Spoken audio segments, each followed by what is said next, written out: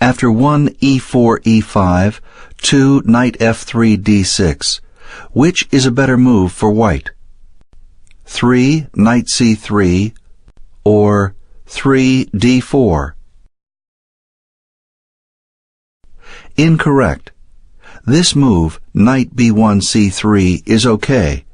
It develops a new piece and keeps watch over the significant squares d5 and e4. But it doesn't threaten anything, and this gives black a cost-free turn to build his own game. If white plays another slack development like this one, he'll drop his first move initiative. Correct. The pawn move 3 d2 d4 definitely presents black with a problem.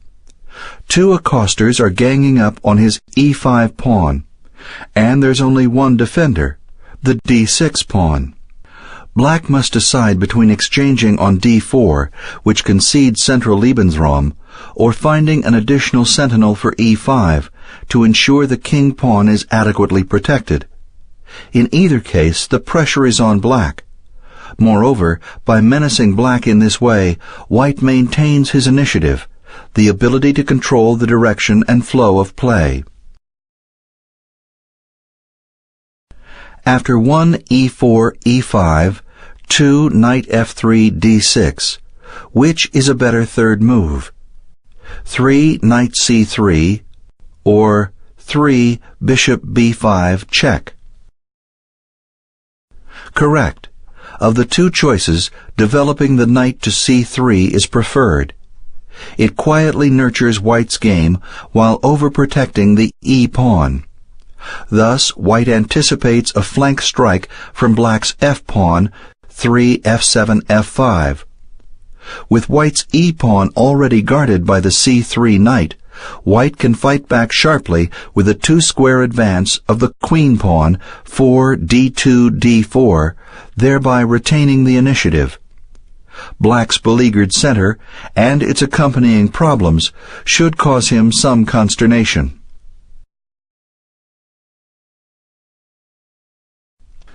Incorrect. The check with the bishop, 3 bishop f1 b5 check, is juiceless. Black answers by sticking the c-pawn in the bishop's face, 3 c7 c6, and the bishop will have to move again. Meanwhile, the placement of black's c-pawn then becomes useful, for it secures the center and provides support for a subsequent queen-pawn advance to d5, once that possibility becomes a reality, after black castles. Here is one of those places where the defender can easily go wrong and fail to punish his overzealous adversary. In response to the bishop check, which is just a check and nothing more, black could block the attack in several reasonable ways. In addition to the pawn block, c7 c6, he could develop the queen knight to c6 or d7, or he could interpose the bishop at d7. But neither of these capitalize on white's pointless check. Either knight block puts the knight in an immobilizing pin, and the bishop block provides white with options.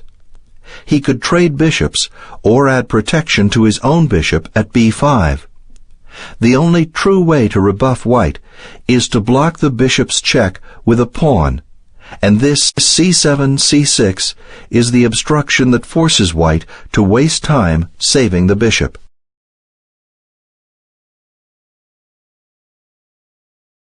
After 1 e4 e5, 2 knight f3 knight f6, which is a better third move? 3 d3 or 3 knight takes e5? Incorrect. With 3 d2 d3, white makes sure he doesn't hand over his e-pawn, but he hands something else away, his first move advantage. White's harmless third move simply has no bite to it. Such ultra-conservative replies afford temporary security, but usually at the expense of the initiative. Then there's the secondary problem of white's f1 bishop, which suddenly becomes hemmed in by the obstructive d3 pawn. Its restricted mobility will deprive white's game of a key squad leader, and black should have little trouble equalizing.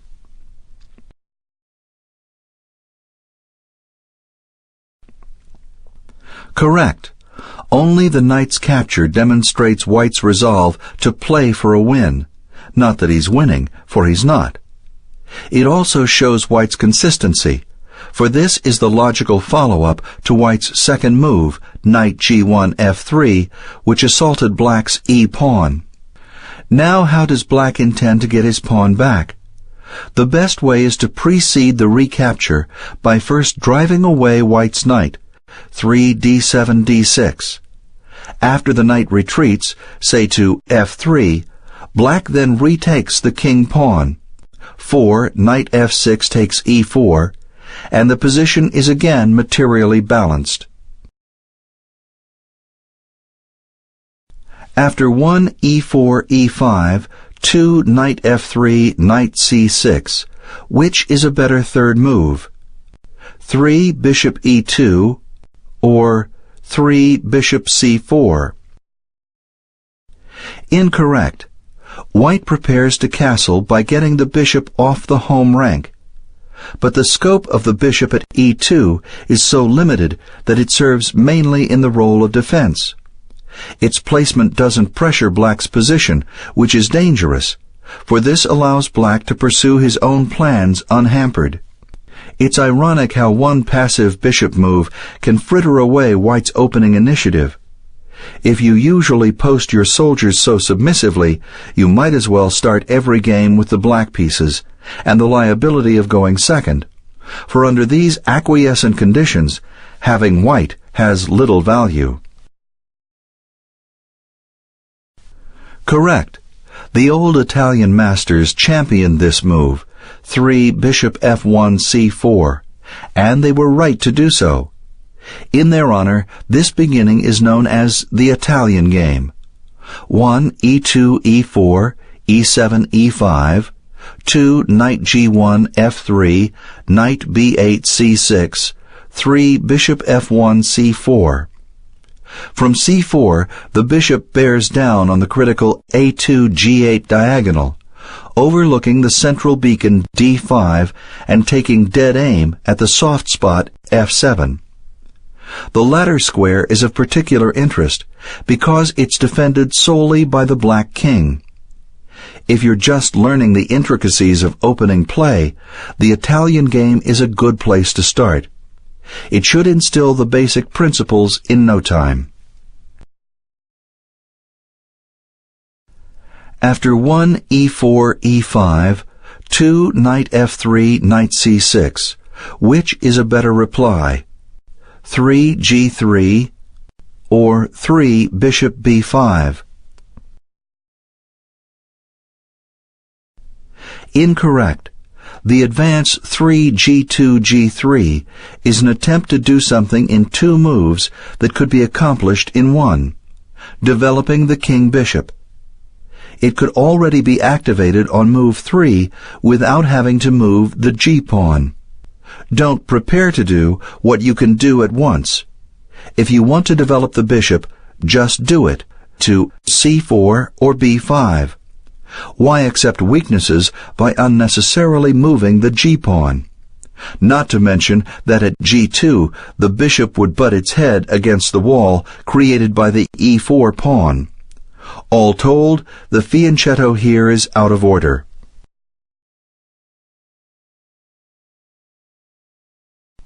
Correct.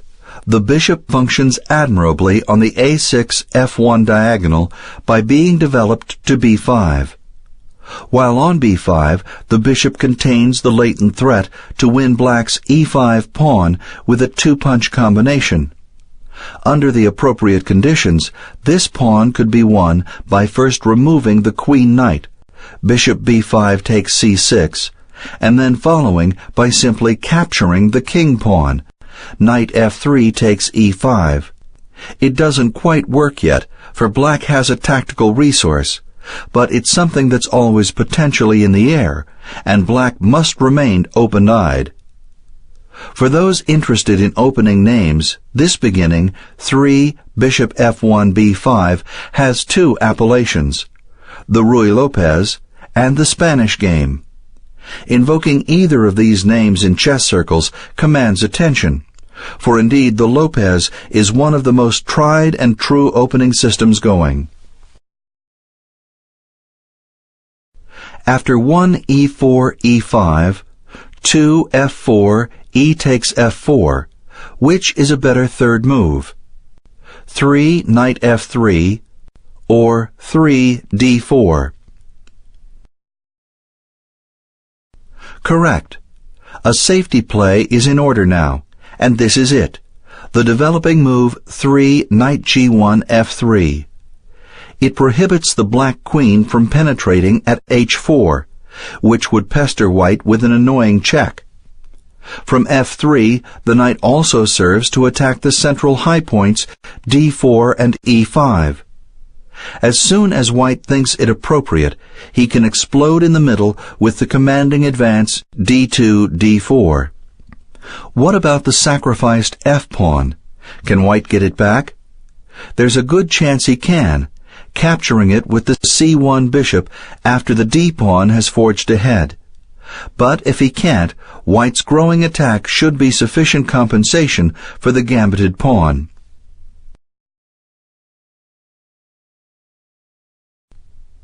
Incorrect. It's best to restrain yourself and hold back the d-pawn for the moment. Otherwise, black's queen checks at h4, essentially compelling white's king to move.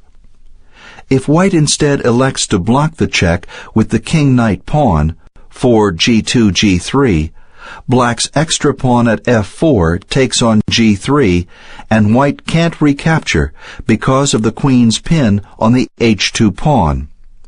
If white takes, 5 h2 takes g3, he loses his rook. 5 queen h4 takes h1. In playing the king's gambit, 1 e2 e4, e7 e5, 2 f2 f4, white must be sensitive to the weakness he engenders along the e1 h4 diagonal. Once black accepts the pawn, 2 e5 takes f4, white has no unobjectionable way to block on g3, because the newly positioned black f4 pawn now guards this square. So white must first protect h4 to prevent black's queen from checking. After this is achieved by the developmental knight g1 f3, white may resume his aggressive aims. After 1 e4 e5, 2 f4 d5, which is a better reply?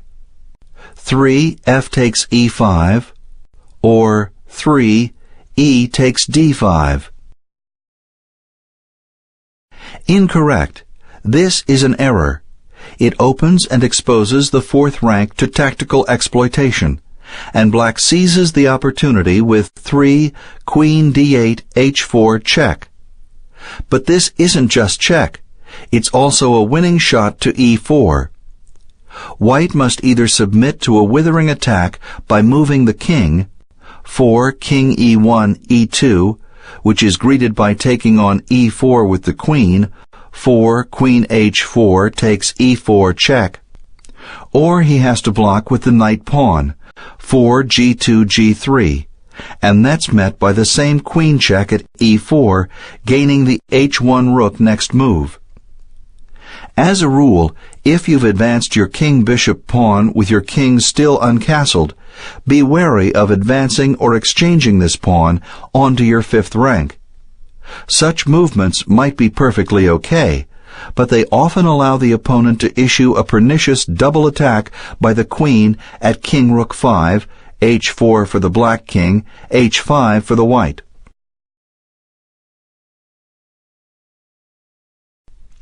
Correct. This is the right capture.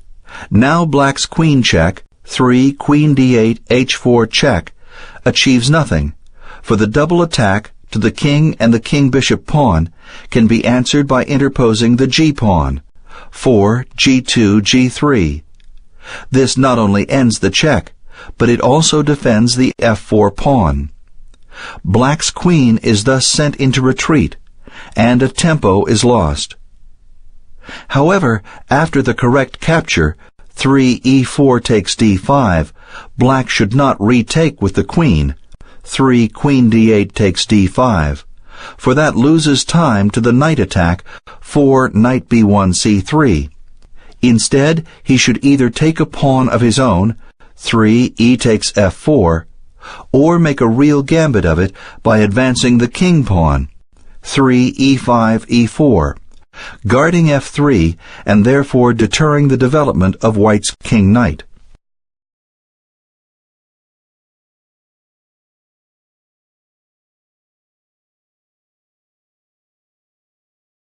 After 1 e4 e5, 2 f4 bishop c5, which is a better third move? 3 knight c3 or 3 knight f3? Incorrect. Make no mistake about it, this is a good move. And there's a sly feature to it. Black may be tempted to win a pawn by capturing the knight. 3 bishop c5 takes g1, 4 rook h1 takes g1, and checking with the queen, 4 queen d8 h4 check. After the check is then blocked, 5 g2 g3, black's queen can munch the king rook pawn, 5 queen h4 takes h2. But white drives off the queen by 6 rook g1 g2, and black's attack is at an end.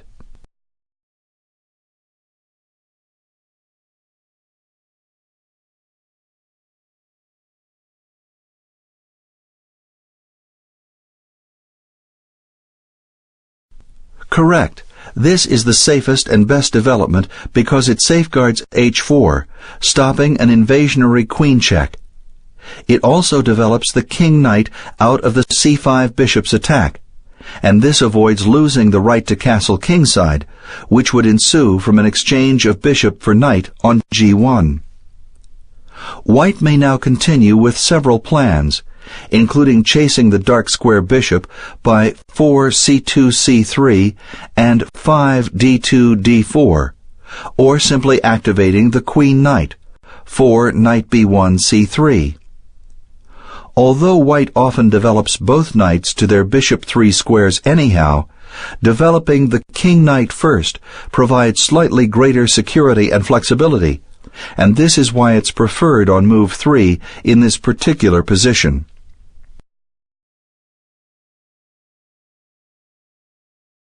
After 1 e4 e5, 2 d4 d6, which is a better third move? 3 d takes e5 or 3 d5?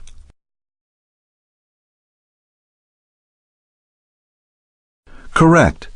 Assuming that black will recapture 3 d6 takes e5 to maintain the material balance, white trades queens, 4 queen d1 takes d8 check, king e8 takes d8. Black thereby forfeits the right to castle. You can no longer castle if your king has already moved, and his king becomes a sitting duck in the center.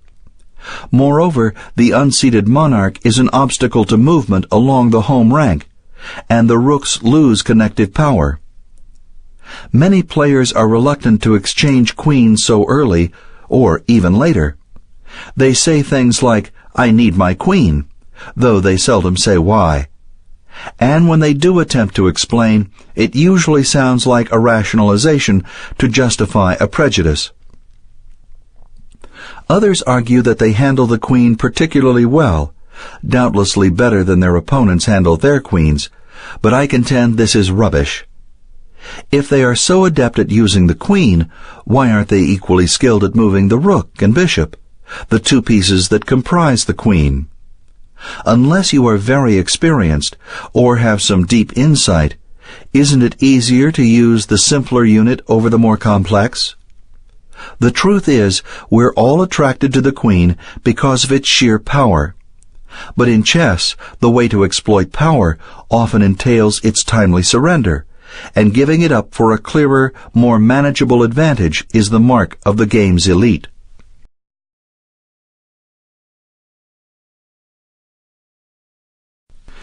Incorrect. Advancing the d-pawn gains space, but it loses dynamism. By removing all the tension in the center, white relaxes the pressure on black's game. The result is that black has no immediate opening problems to solve, and therefore can pursue his plans unfettered. In fact, by fixing the pawn so, white presents black with a clear-cut course of action. He will eventually expand on the king side by advancing the king-bishop pawn to f6. Both of these assail the base of white's pawn chain at e4. The logic of this is that if the base falls, the rest of the chain is prone to topple as well. Now it's true that by advancing pawns you gain space, but the downside is that the pawns are then closer to the enemy and easier to attack. Since white's position also becomes less peppy, this choice, 3 d4 d5, is clearly inferior to the direct exchange 3 d4 takes e5.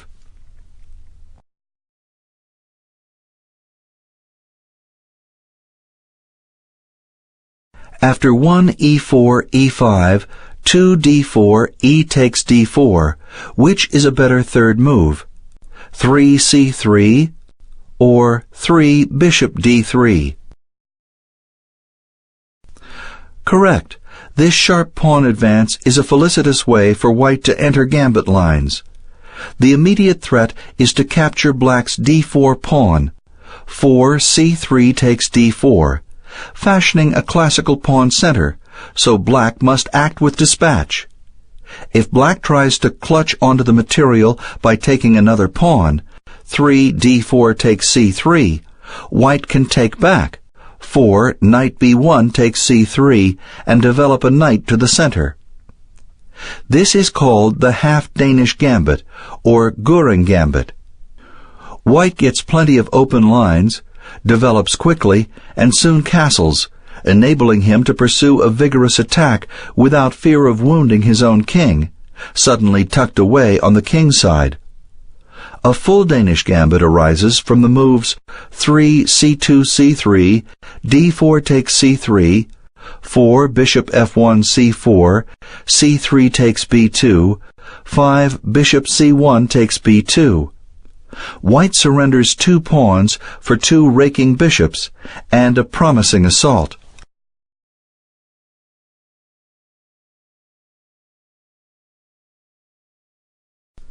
Incorrect.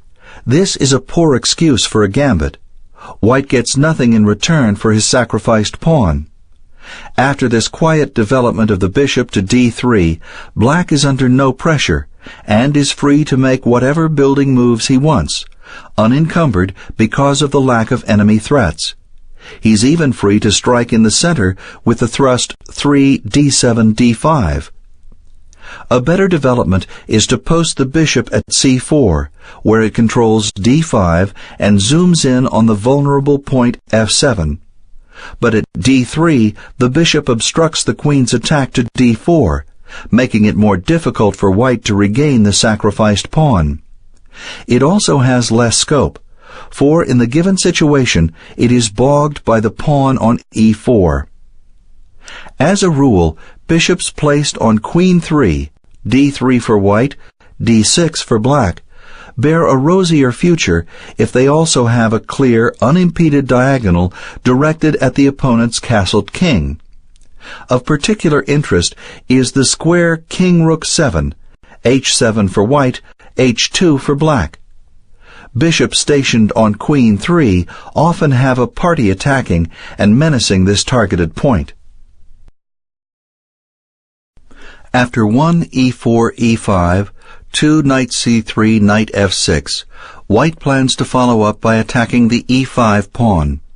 Does it require preparation, or can it be done right away? 3 d3 or 3 f4? Incorrect. The move of the queen pawn, 3 d2 d3, has one main purpose: to negotiate the advance 4 f2 f4. After the advance, in the event black captures on f4, white's c1 bishop is all set to recapture. but the move 3d2, d3 rests on two faulty premises. First, that the push f2, f4 needs protection before it can be played. It doesn't. Second, that black is going to sit still while white resolutely implements his strategy. He's not. In fact, black is likely to counterstrike in the center with the pincer attack 3d7, d5. As a general rule, you shouldn't prepare to do what you can already do satisfactorily. Needless preparations only waste precious time, which might result in failing to fulfill the original task, which could lead to the loss of the entire game. It doesn't take much. A single unnecessary move can start you on a downward spiral that concludes in ignominious defeat.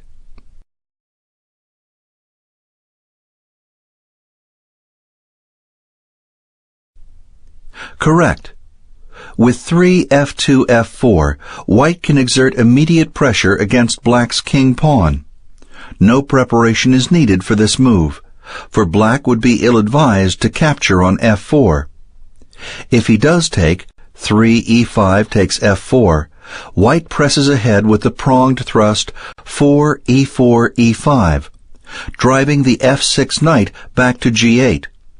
If 4 queen d8 e7 pinning the e-pawn, then 5 queen d1 e2 unpins it, and the f6 knight must withdraw anyway.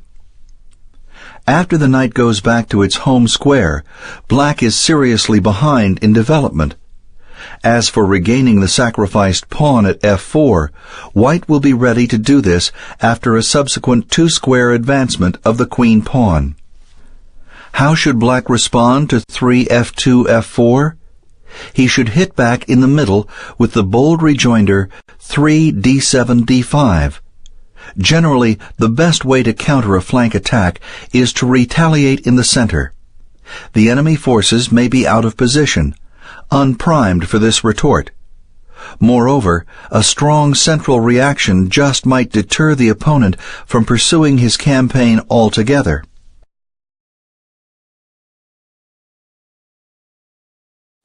After 1 e4, e5, 2 bishop c4, knight f6, the e4 pawn is attacked. Can white ignore the threat, or does he have to guard e4? 3 c3 or 3 d3?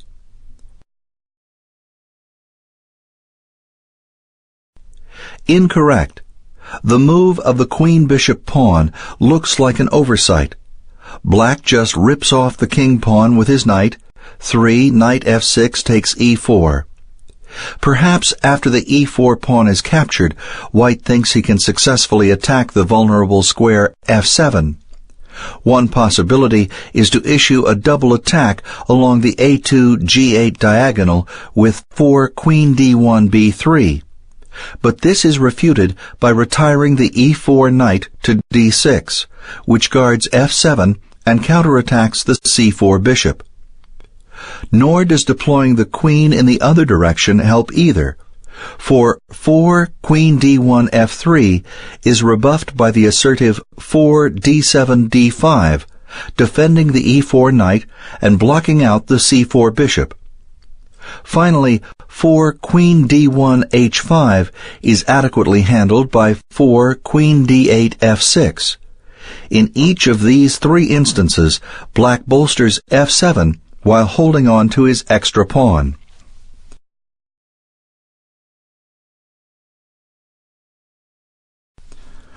Correct.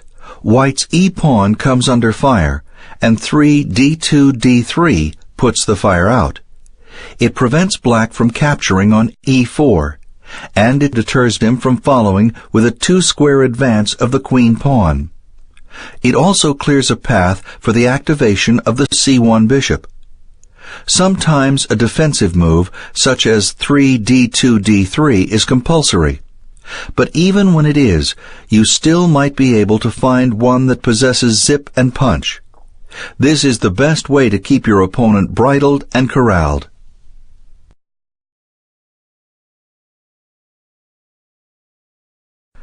After 1 e4, e5, 2 bishop c4, knight f6, white focuses on two different approaches to the center. Which is more often played? 3 knight c3 or 3 d4?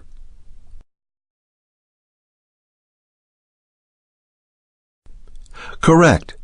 Both of these moves have their proponents, but 3 knight b1 c3 is the one most players essay.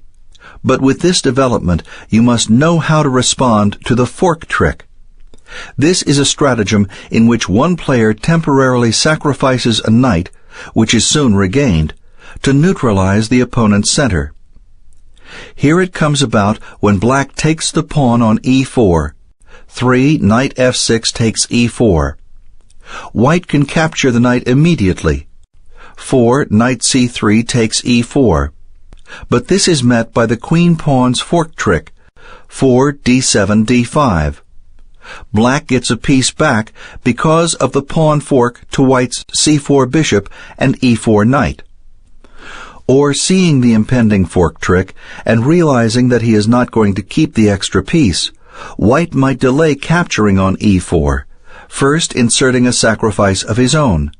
4 bishop c4 takes f7 check. The idea is to force the enemy king to move, ceding the right to castle. But after 4 king e8 takes f7, 5 knight c3 takes e4, black has the offensive rebound 5 d7 d5, forming a two-headed pawn center. It turns out that neither capture on e4, whether immediate or postponed, is correct. Instead, white should forego material and play for the attack with the queen sortie, 4 queen d1 h5. This variation is well analyzed and therefore hazardous, but so is life, and it can be a lot of fun too.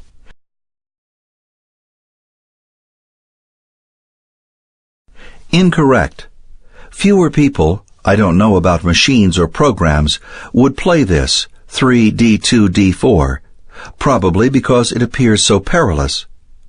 But though it's more forcing, it's neither better or worse than the alternative 3 knight b1 c3.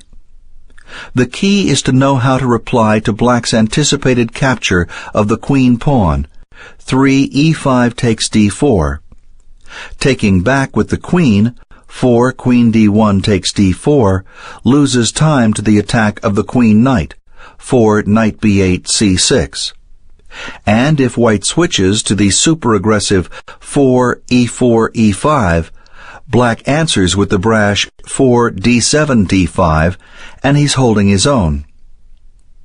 The only valid tack after 3 d2 d4, e5 takes d4, is to forget about the pawn and continue in gambit style by developing the king-knight, 4 knight g1 f3.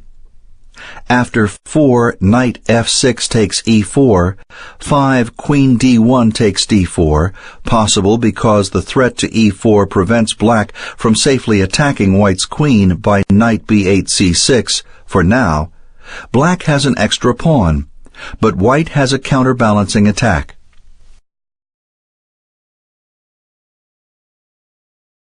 After 1 e4 e5, 2 c3 d5, should white defend the e-pawn or trade it away?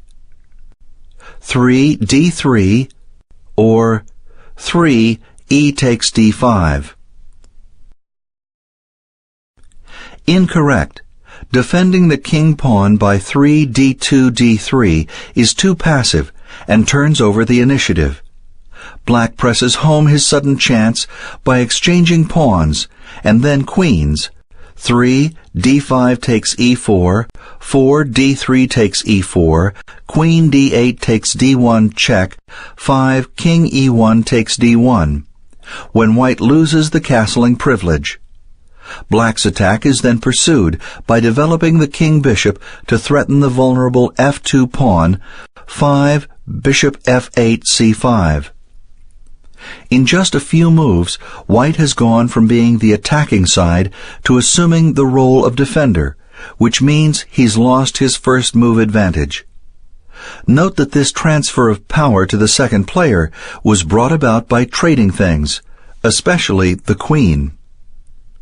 There's a tendency to see exchanges of even material as empty transactions, nothing ventured, nothing gained. But this is where the good player shines. He understands that the outcome of a capture doesn't have to be the gain of material. Rather, the value of an exchange could come down to immaterial factors, such as the ability to use a square or the opportunity to control the flow of play. And that's the point. Little things matter. A negligible divergence in the beginning can translate into a huge disparity in the end. So don't be afraid to trade pieces, even the queen, if in the process you acquire a small but definite advantage.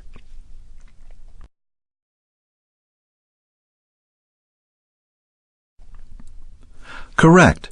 White should definitely contest the center, starting with 3 e4 takes d5. Moreover, it's incumbent upon him to try to make something out of his second move, 2 c2 c3. This was played to support the advance of the d-pawn to d4. So once black recaptures on d5, 3 queen d8 takes d5, white logically should follow with a 2-square queen-pawn push. After 3 e4 takes d5, queen d8 takes d5, 4 d2 d4, e5 takes d4, 5 c3 takes d4, white has a pawn occupying a center square and black doesn't. True, it's an isolated pawn, but it does confer a spatial edge while guarding useful squares, particularly e5. Furthermore, with c3 now unoccupied, white is poised to develop the queen-knight there, harassing black's queen.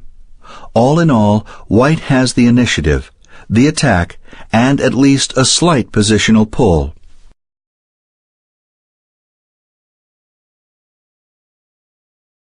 After 1 e4 e5, 2 knight c3 knight f6, which is a better development?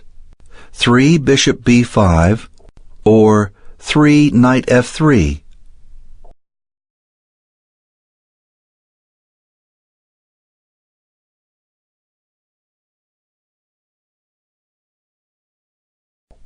Incorrect. It's okay to activate the king-bishop before the king-knight, but not to b5. The square c4 is much better in the Vienna opening. 1 e2 e4, e7 e5, 2 knight b1 c3. Perhaps white plays 3 bishop f1 b5 to pin the d7 pawn to black's king. Or maybe he's hoping that black brings out the queen-knight to c6, when the bishop is then presented with the option of taking the c6 knight.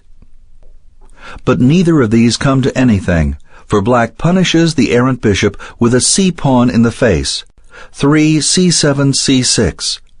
White will have to move the bishop again, losing a tempo, and black gains two things beyond that: an open a5 d8 diagonal for his queen, and pawn support for the advanced d7 d5 whenever it's deemed feasible.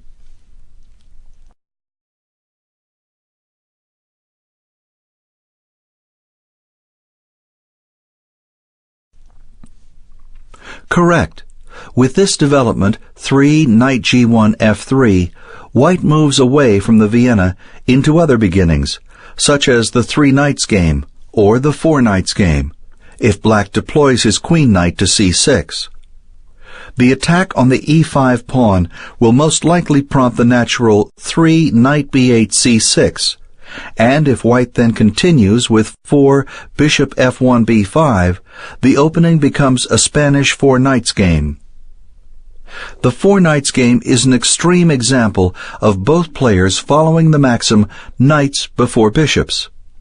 Neither side wants to commit their bishops before the position becomes more defined, so they develop both their knights before situating either of their bishops. But in real chess life, there are plenty of occasions to get bishops out before knights, so it's hardly an ironclad rule. Use the principle when it works, or don't use it at all.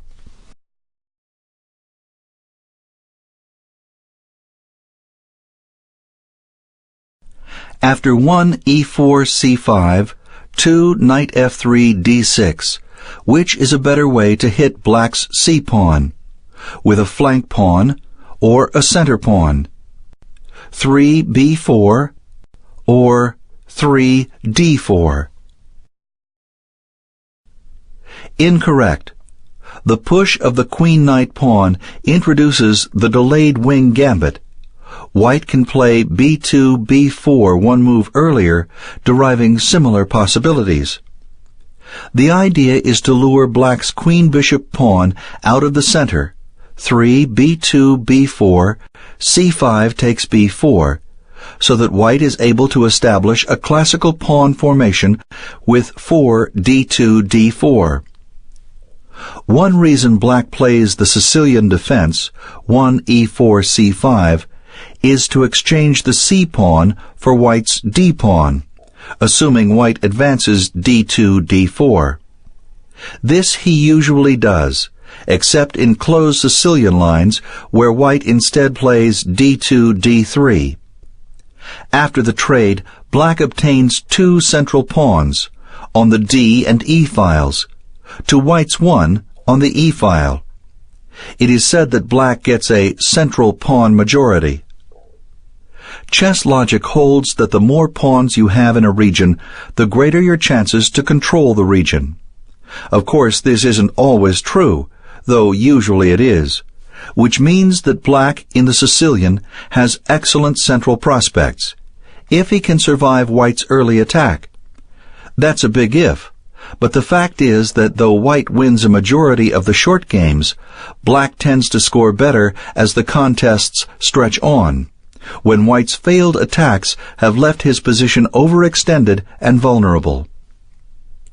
The wing gambit is somewhat off the beaten path, so it should unsettle an inexperienced Sicilian defender, especially if he's never faced it before. White does obtain attacking chances for the pawn offering, but since he can get an aggressive position without having to sacrifice a pawn by 3 d2, d4, why should he risk a material deficit? Correct. The main line for white is 3 d2, d4, the so-called open Sicilian. White opens the center, picks up a spatial advantage, and easily gets his pieces out. He also has the option of castling on either side of the board. If there's a problem with the open Sicilian, it's purely practical. An enormous body of theory has evolved on the Sicilian, and it's a gargantuan task trying to assimilate all the published lines. One inexact move for either player can prove quite costly. What Sicilian advocates, whether for white or black, usually do, therefore, is to specialize in just a few variations, so that they don't have to cope with everything, which would be virtually impossible.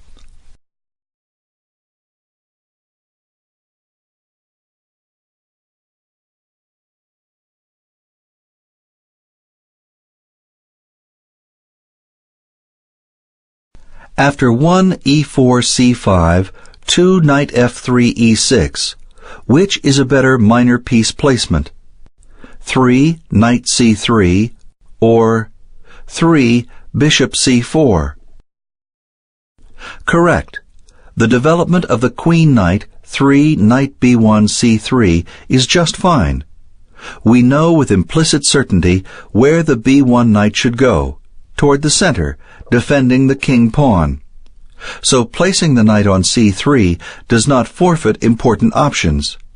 In fact, by not yet advancing the d-pawn 2 squares, white retains the possibility of moving it only 1 square, setting up a closed Sicilian. The virtue of this is that black must remain on his toes, alive to the eventuality of either type of game, closed or open.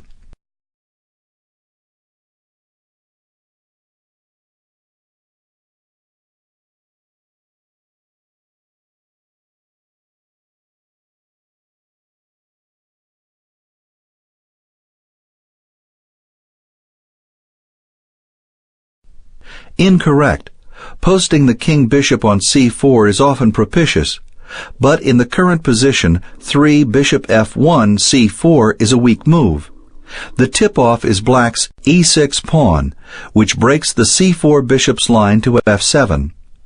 Attacking f7 is a chief reason for developing the light square bishop to c4, so such a placement here is wrong. It would be typical to speak of such a bishop as biting on granite. Nor does the bishop's attack on d5 prove useful, for this is more than countered by the stance of the e6 pawn. It supports the thwarting 3 d7 d5, which would menace the bishop. After 4, e4 takes d5, e6 takes d5, white is constrained to move the harried minor piece again. As a rule, before developing a piece to a particular square, make sure you can keep it there, at least for a while. And if your opponent can drive it away, make sure that such an action would impair his own position. Otherwise, you're wasting time and moves, and that's a sure way to lose a chess game. After 1 e4 c5, 2 knight f3, knight c6, which is a better anti-knight thing to do? To attack one, or to prevent another from coming out? 3 bishop b5, or 3 e5? Correct. Bestow high marks on 3 bishop f1 b5, bringing out a new piece and attacking the c6 knight. The bishop lands on an excellent square where it indirectly influences the center.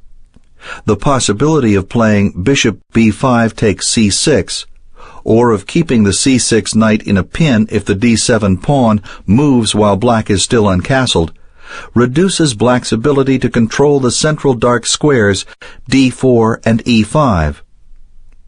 This is a useful concept to keep in mind.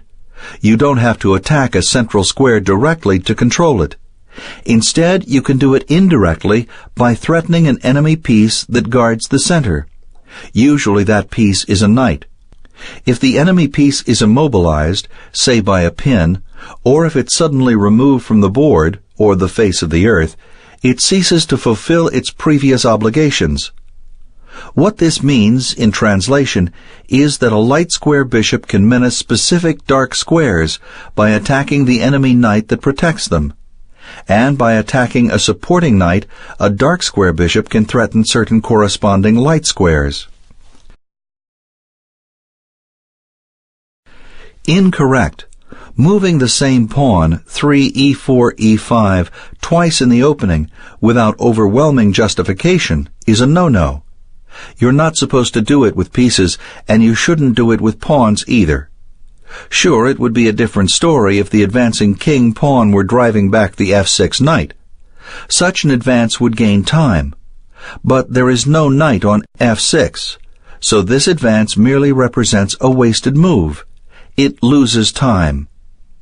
Perhaps white's idea is to guard f6, preventing the king-knight from occupying its optimal square.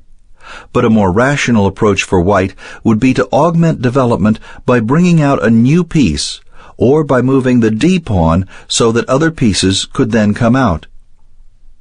And loss of time isn't white's only problem after 3 e4 e5. The e5 pawn itself could become overextended and harder to guard.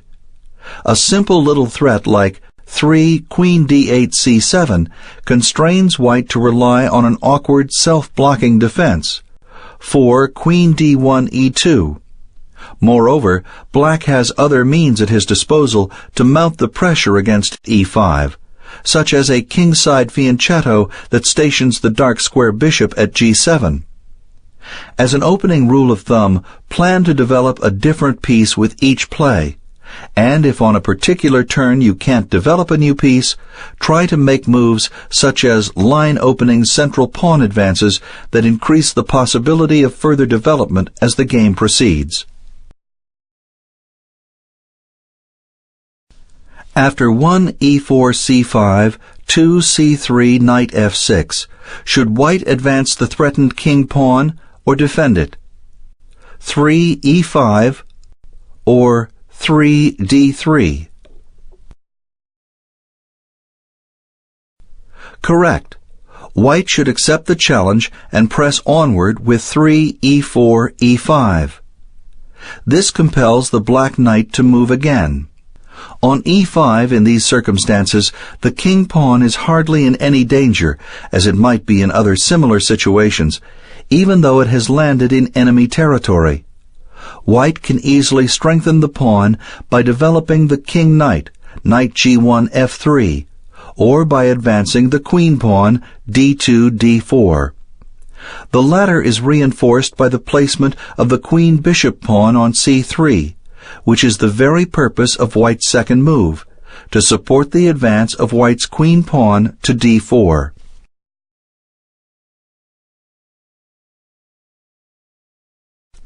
Incorrect.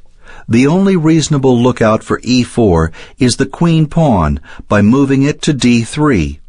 But this is appallingly passive. It's also inconsistent. Why play c2, c3 on the second move, intending shortly to advance the queen pawn 2 squares ahead, d2, d4, only to settle for moving the d pawn just 1 square? This sudden acquiescence renders white's second move totally useless. But it's worse than that. For with c3 occupied, white's queen knight is denied access to its most efficacious opening locale, queen bishop 3. This brings out a useful distinction. Chess is an aggressive game, which thrives on taking calculated risks. A good policy is to try to get your opponent before he gets you. It might backfire, this total commitment to all-out warfare, but usually fortune smiles on the intelligently bellicose. In this sense, chess is more like karate than judo. In judo, you wait for your opponent to commit an error, then you exploit it. In karate, you try to score first, so that your opponent is unable to counterattack. Of course, there's room for judo in chess, too, but karate is the way to go most of the time. It's especially right for the given situation 1 e2 e4, c7 c5, 2 c2 c3, knight g8 f6. White should take the active approach, 3 e4 e5, over the wait-and-see program of 3 d2 d3.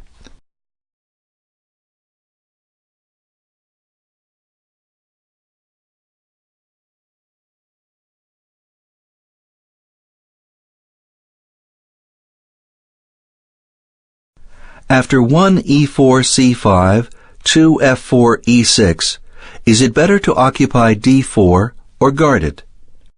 3 d4 or 3 knight f3?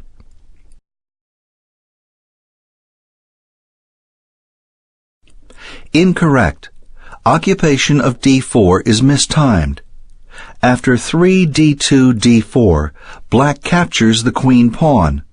3 c takes d4, and white's queen recaptures 4 queen d1 takes d4 on an exposed square. White will wind up losing time after the queen knight besets the queen, 4 knight b8 c6. And the queen will have to be choosy in selecting a retreat square. For instance, 5 queen d4 c3 loses the queen to the brutal pin 5 bishop f8 b4. This is a typical example of what can happen to Her Majesty by overuse in the opening. But even without a blunder, white suffers impairment to the a7 g1 diagonal. This can be a grievous problem, though it's not yet, for white's king is placed on this line after castling kingside on the square g1. After 3 d2 d4, here it doesn't hurt white to be vigilant, for black often musters nasty diagonal devices along this slanted row whenever both the d and f pawns have been moved early. This is so because white has lessened his mastery over 3 key points, reducing his ability to shield a diagonal attack to g1. Weakened are d4 because the d-pawn is gone, e3 because the f-pawn no longer guards it, and f2 because it's no longer occupied by a buffering pawn.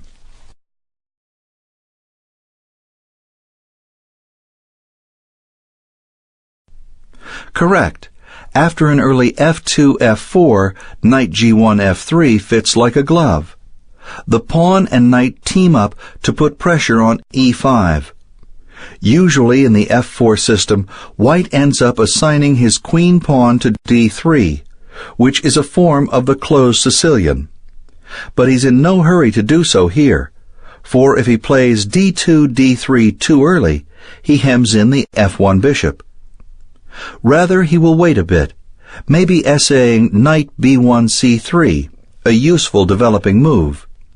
By tarrying for a turn or two, he can see whether it's better for the bishop to go to b5 or c4. Only then, after developing the bishop outside the pawn chain, will he commit himself to the impediment of placing the queen pawn on d3. After 1 e4 c5, 2 knight c3, knight c6, is it better to attack the center or the c-pawn? 3 g3 or 3 queen h5?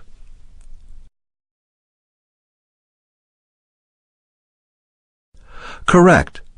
Long-term coercion with 3 g2 g3 followed by 4 bishop f1 g2 has the weight of chess theory behind it. The resulting position will likely be a closed Sicilian defense, where the center doesn't open because white avoids trading his queen pawn for black's queen bishop pawn.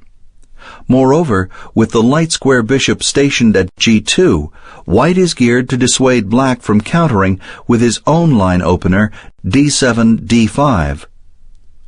In most closed Sicilians, both sides develop and maneuver quietly behind the lines, so there tends not to be much in the way of early fireworks.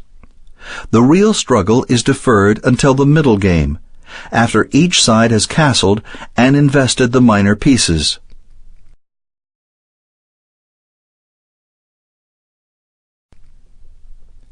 Incorrect. The undefended c5 pawn is not a sufficient lure to justify the early introduction of the queen, 3 queen d1 h5. These early hit-and-run tactics work primarily against beginners and zombies, and even they hold their own.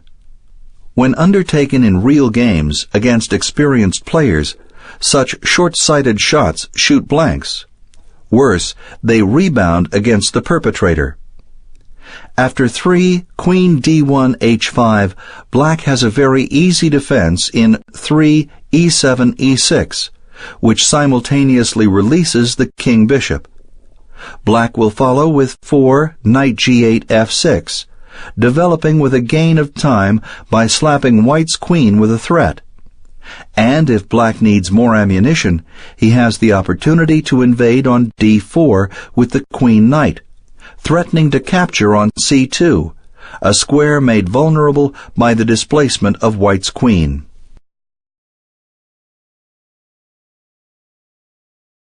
After 1 e4, knight f6, 2 e5, knight d5, should white develop or advance? 3 queen f3 or 3 d4? Incorrect. The early queen move 3 queen d1 f3 is decidedly premature and is to be discouraged.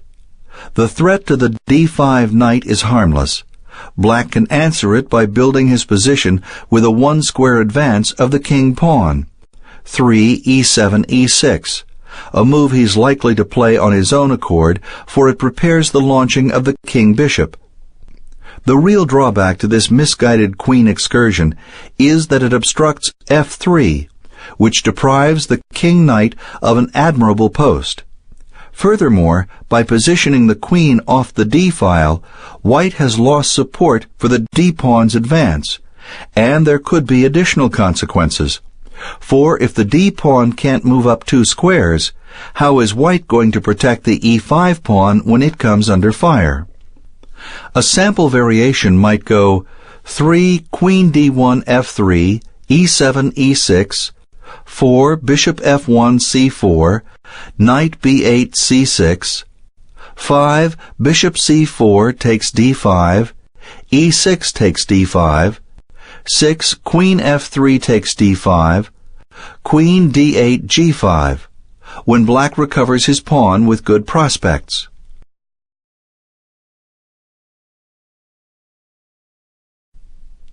Correct. The pawn advance 3 d2 d4 is called for. It's a productive move that releases the queen and queen bishop while securing e5. It also entails very little risk, unlike 3 queen d1 f3. This is a mainline variation of Alekhine's defense, 1 e2 e4, knight g8 f6, named after the fourth world champion Alexander Alekhine, 1892 to 1946. The idea is to entice the enemy pawn center forward, beyond the ability of white to defend it adequately. When this strategy works, white's pawns fall like ripe apples, a paraphrase of a famous Bobby Fischer line. When it doesn't, black's pieces become displaced and susceptible. Who gets the upper hand, white or black? As with so many chess blueprints, it's a matter of execution. Whoever applies his plan best wins.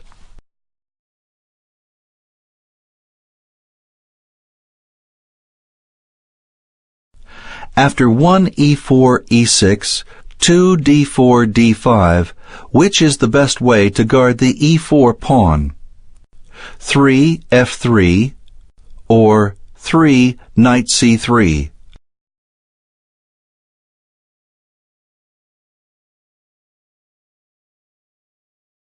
Incorrect. The sham defense is 3 f2 f3.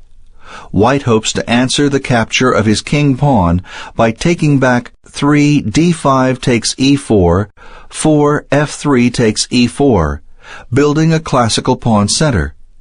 But there's a catch. Moving the f pawn spawns a weakness along the e1 h4 diagonal. Black can exploit this weakening by checking on h4 with the queen. This also happens to be a fork, with white's king pawn twisting in the wind on e4. After 3 d5 takes e4, 4 f3 takes e4, queen d8 h4 check, 5 king e1 d2, queen h4 takes e4, white is down a pawn. His king has lost the right to castle, and his vista looks rather dim. As a rule, the queen check at king rook 5 tends to work when the enemy king pawn also hangs. That's a double attack, so it doesn't matter how the king gets out of check, for the attacker still gains the king pawn. But if the queen check is not a fork, and merely a one-dimensional threat, then it might simply lose time by virtue of the g-pawn's time-gaining interposition at king knight 3. This will compel the queen to move to safety without being able to capture any booty. Thus the attacker gains no material and forfeits at least a tempo. Correct. Real defense comes from 3 knight b1 c3, when the king pawn is placed under protective custody by the queen knight.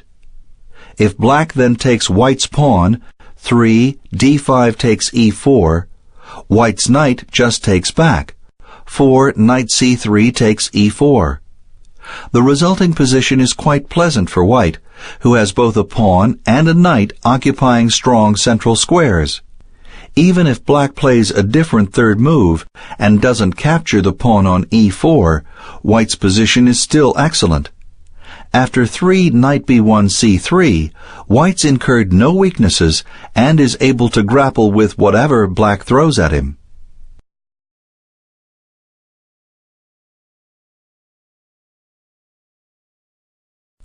After 1 e4 e6, 2d4 d5, is it time to take or check? 3 e takes d5, or 3 bishop b5 check.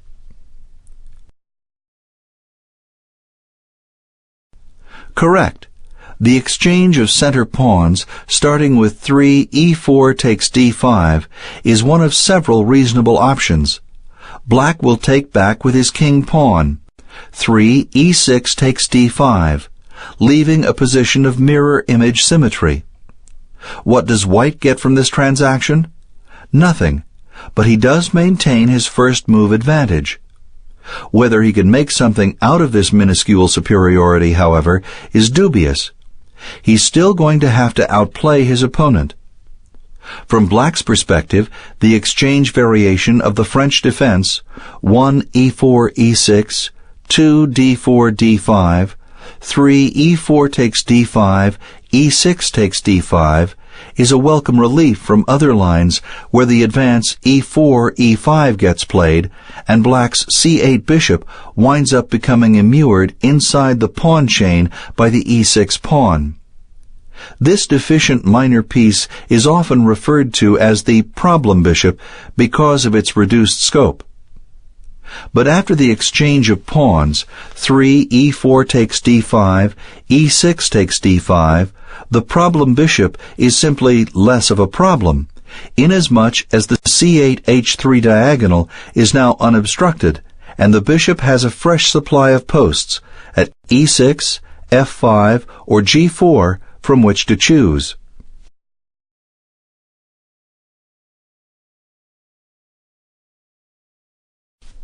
Incorrect. The bishop check, 3 bishop f1 b5 check, is pointless. White is fortunate that it doesn't result in irreparable damage. Black will block the check with the queen-bishop pawn, 3 c7 c6, leaving 2 units under fire, the b5 bishop and the e4 pawn. Both nevertheless can be saved by withdrawing the bishop to queen 3, 4 bishop b5 d3. But black still gains time by exchanging on e4, 4 d5 takes e4, 5 bishop d3 takes e4, and then developing his knight to f6, assailing the bishop.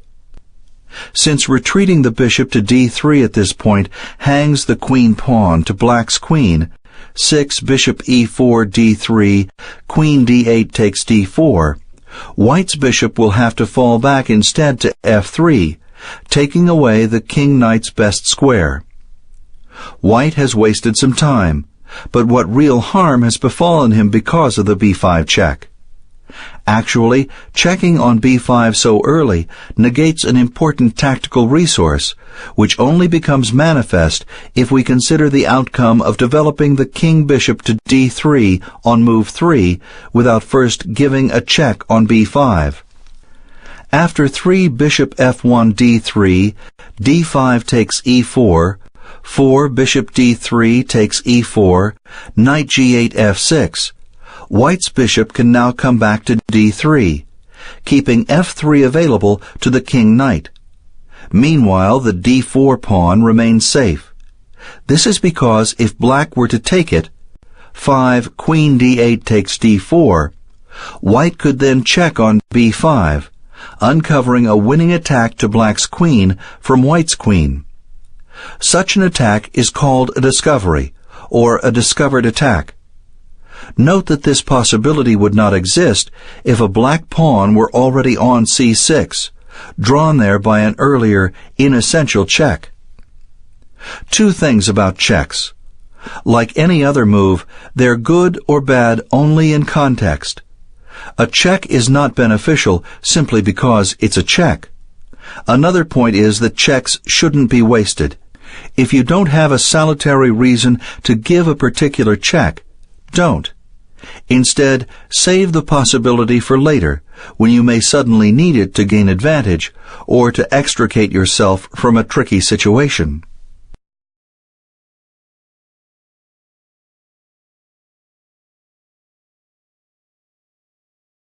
After 1 e4 e6, 2 d4 d5, should white develop or advance?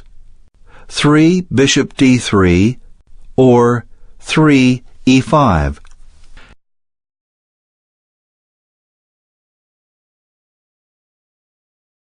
Incorrect. Protecting the king pawn by 3 bishop f1 d3 is not designed to pose black insuperable problems.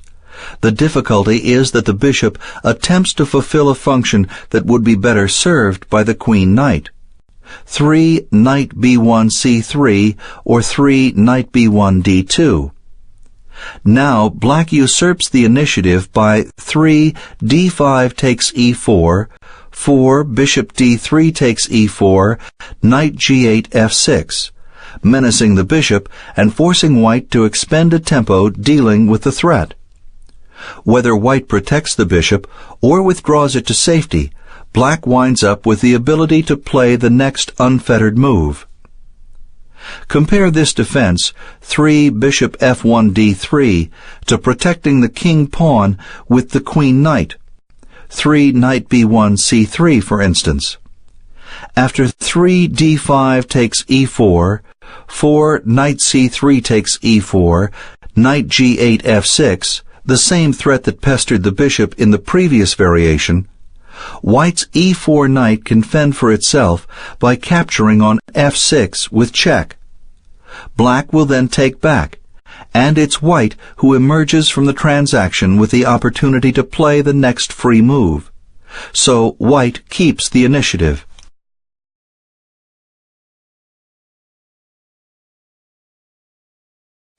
Correct. Of the two moves, the central push, 3 e4 e5, gives white the best chance to maintain an opening advantage. The advance gains space and imprisons the c8 bishop inside its own pawn chain. Moreover, with a white pawn at e5, black's king knight is deprived of its optimal square, f6. Accordingly, black will probably need 2 moves to position his king knight effectively, maybe first moving it to e7 and then f5. These are pluses for white. The downside for white consists of putting an end to the central tension, which reduces the pressure on black's game. There's also a loss of time. What time is lost? The extra move it takes to get the white king pawn to e5. So far, black hasn't moved anything twice, and he's therefore gained a tempo. He can use it to assail the base of white's pawn chain by 3 c7 c5. Suddenly, white must take steps to uphold his central phalanx against black's newly obtained initiative.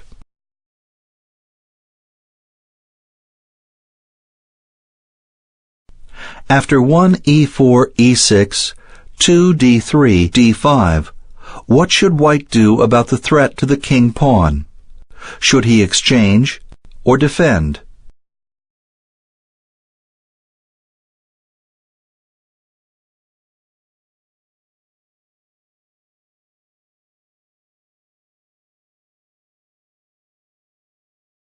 Incorrect. The wrong choice is 3 e4 takes d5. After black recaptures 3 e6 takes d5, he stands better in the middle because his center pawn is more combative to the opponent and less impeding to his own forces. Black's development accordingly will proceed more smoothly, especially in that his unobstructed king-bishop has more options than white's, whose path is blocked by the d3 pawn. After the central exchange, probably best for white is to move the d-pawn once again to d4, so that white then gets an equal share of the center. But this loses a tempo, and in effect white assumes the role that black has in the exchange variation of the French defense, 1 e2 e4, e7 e6, 2 d2 d4, d7 d5, 3 e4 takes d5, e6 takes d5. But something's different. The colors are reversed, which means that white has become black and black has become white. A further point is that in exchanging pawns, 3 e4 takes d5, e6 takes d5, white is needlessly changing plans. With 2 d2 d3, he hoped to maintain the king pawn by defending it with another pawn. Then, one move later, he trades away the very thing the previous move was designed to uphold.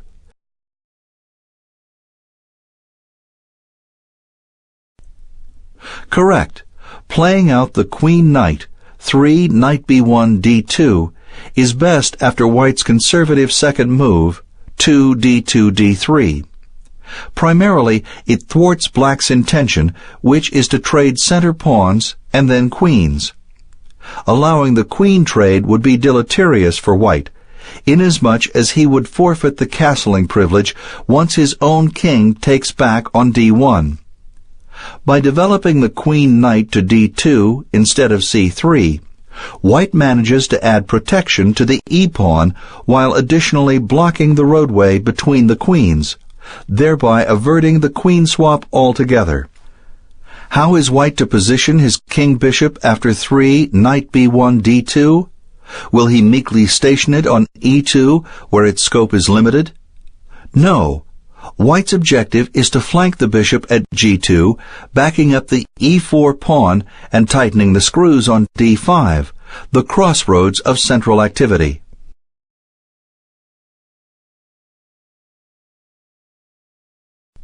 After 1 e4 c6, 2 d4 d5, how should white guard the e4 pawn? 3 knight c3 or 3 queen e2? Correct. The right way to guard e4 is with the queen-knight, 3 knight b1 c3. White mobilizes a new piece and is prepared to answer 3 d5 takes e4 with 4 knight c3 takes e4, maintaining equality in the center. Positionally, white is ahead after the central exchange insofar as he has both a pawn and a knight on central squares, and black is yet to establish a unit in the middle. Bringing out the queen-knight on move 3 is in harmony with two basic opening principles. One is to develop minor pieces, bishops or knights, before major pieces, queens and rooks. The other is to develop knights before bishops. Neither of these advisories are absolute, and they should be transgressed whenever circumstances demand it. But you shouldn't break the principles before you know what and why they are. This would be putting the cart before the chess-playing horse.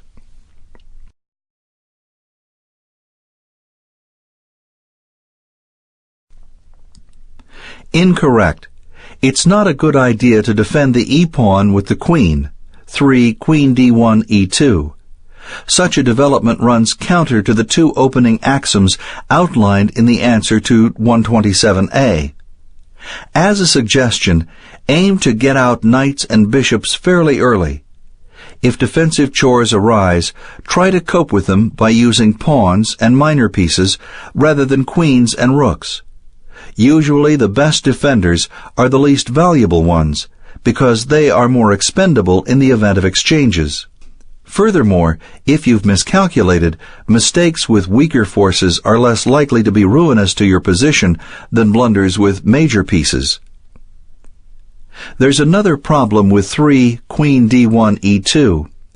After black takes the king pawn, 3 d5 takes e4, and white takes back, 4 queen e2 takes e4, black gains a useful tempo on the white queen by developing the king-knight to f6. This exemplifies the real drawback to early queen usage. Even if you avoid hanging your queen, or getting it trapped, the odds are that you will still lose time extricating it from difficulties and moving it to safety. Meanwhile, your opponent develops at your expense.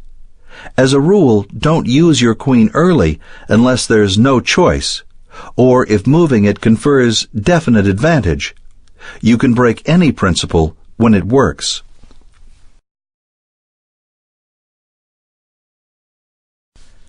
After 1 e4 c6, 2 d4 d5, should white trade the e-pawn or guard it? 3 e takes d5 or 3 bishop d3? Correct. Everything considered, it's both simpler and better to trade pawns. 3 e4 takes d5, c6 takes d5. White gets equal value, and he no longer has to defend the king pawn because it doesn't exist. The exchange also doesn't lose any time, for black must cede a tempo to take back. So white retains the next free move, and therefore the initiative. How should white continue?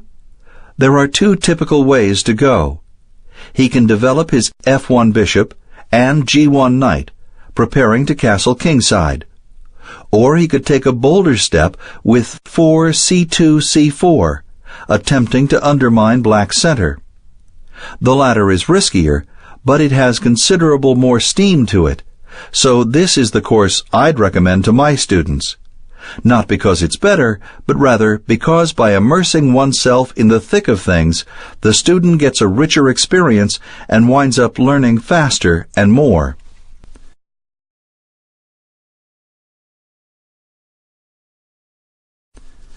Incorrect. The king pawn should not be guarded by 3 bishop f1 d3. It results in a loss of time after black exchanges on e4 and follows by developing the king knight to f6, assailing the light square bishop. 3 d5 takes e4, 4 bishop d3 takes e4, knight g8 f6. Either white will have to defend the bishop, leading to an unfavorable exchange of bishop for knight. Bishops tend to be slightly superior in a majority of positions. Or white will have to withdraw the bishop to d3 or f3. Bringing it back to d3 hangs the queen pawn to black's queen. 5 bishop e4 d3, queen d8 takes d4. And retreating to f3 obstructs the best square for white's king knight. What's a better way to guard e4 in the first place? Developing the queen knight to c3. Then on 3, d5 takes e4, 4, knight c3 takes e4, knight g8 f6. White can exchange knights on f6, busting up black's pawn structure. Black gets some compensation in the form of open lines, but white still maintains the initiative and the overriding edge. One further point. Most players concede the general advantage of bishops over knights, though clearly there are times when knights outdo bishops.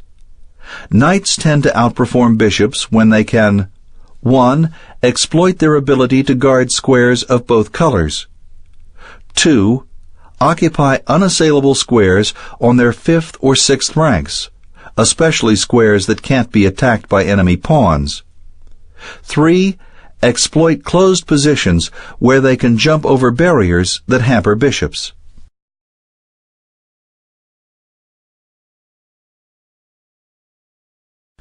After 1 e4 g6, 2 d4 bishop g7, should white stop the development of black's king knight or bring out his own king knight?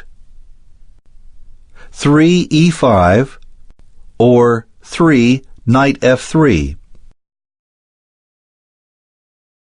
Incorrect.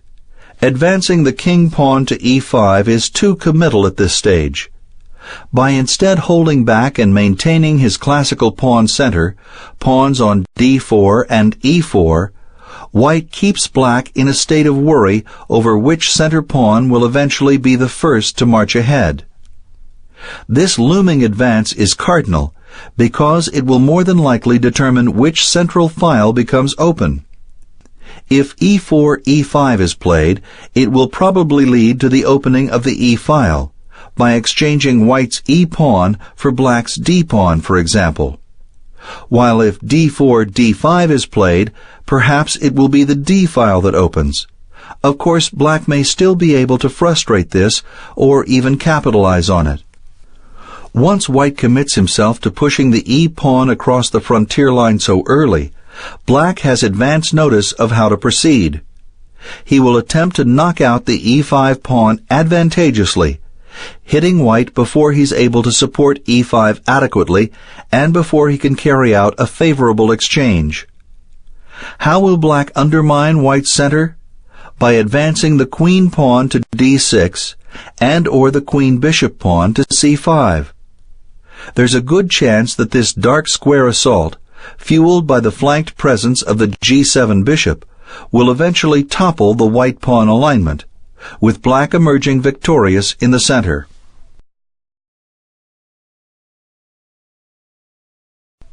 Correct. Developing the knight to king bishop 3 is the natural way to proceed in the position. White undertakes no premature commitments and simply brings a piece out to its most effective square. He then develops the king bishop and is ready for castling. As far as the center pawns go, how white plays them is somewhat dependent on black. But white has the pleasant option of moving either one, and this restricts black's plans, for he must be on guard to either contingency.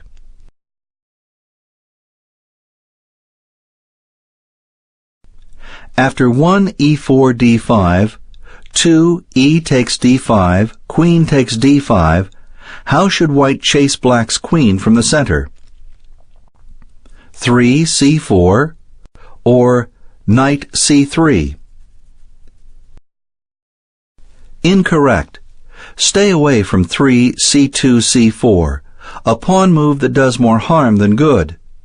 Black will swing the queen over to a5, where it pins white's d2 pawn. Unable to advance the queen pawn, white will soon realize that he's created a hole on d4, a square that can no longer be protected by a friendly pawn. Here the square d3 suffers the same fate, and black has a number of other ways to secure his grip on the d4 abyss. He can place his king pawn on e5. He can develop his queen knight to c6. He can station his king bishop on c5. He can also place a rook on d8. He can even position his queen bishop pawn on c5. But he probably shouldn't play both c7 c5 and e7 e5 as part of the same plan, for that would leave a gaping hole in the black camp at d5 with no pawn that could still guard it. Another drawback to 3 c2 c4 is that it unnecessarily circumscribes the mobility of white's f1 bishop. Without the pawn barricading the square c4, the bishop would have entree to splendid squares along the a6 f1 diagonal, such as b5 and c4 itself. But with the pawn already on c4, the bishop can move only to the inactive square e2. It would be self-defeating to play it to d3, for that would encumber the movement of white's own d-pawn, retarding development even further.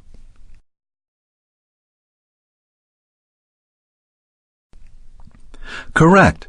The right way to drive off the queen is by developing the queen knight to c3.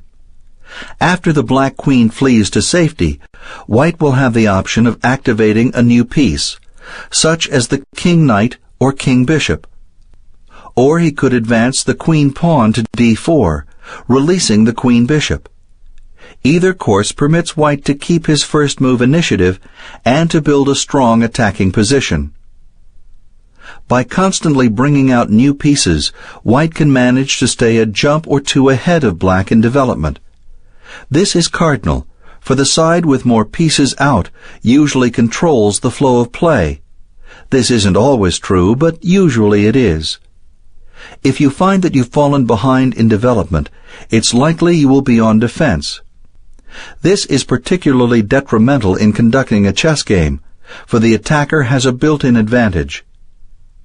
If the attacker makes a mistake, there's a chance he might recover, because the opponent is not prepared to shift to attack. The defender's mindset tends to remain defensive, even after thwarting an attack, at least for a while. But if the defender makes a mistake, it's more likely he will be punished because he's failed to answer the attacker's immediate and often obvious threats. So it's not likely that his opponent will miss how to capitalize. Practically speaking, it's much easier to find things to attack than to sense what's coming at you. In the first case, you're in control. In the second, you're at someone else's mercy.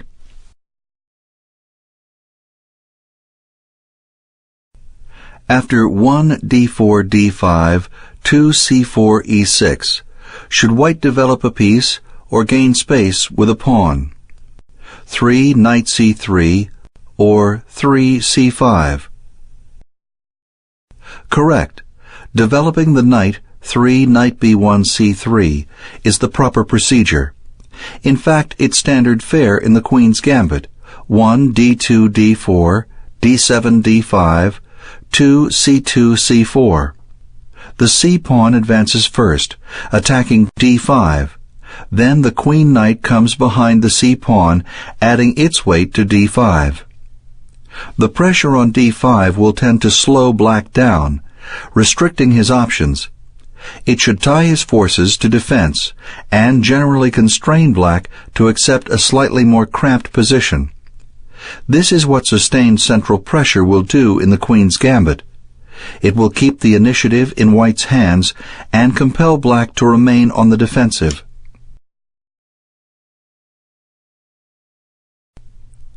Incorrect. The advance of the queen-bishop pawn, 3 c4 c5, will not stand up under close scrutiny.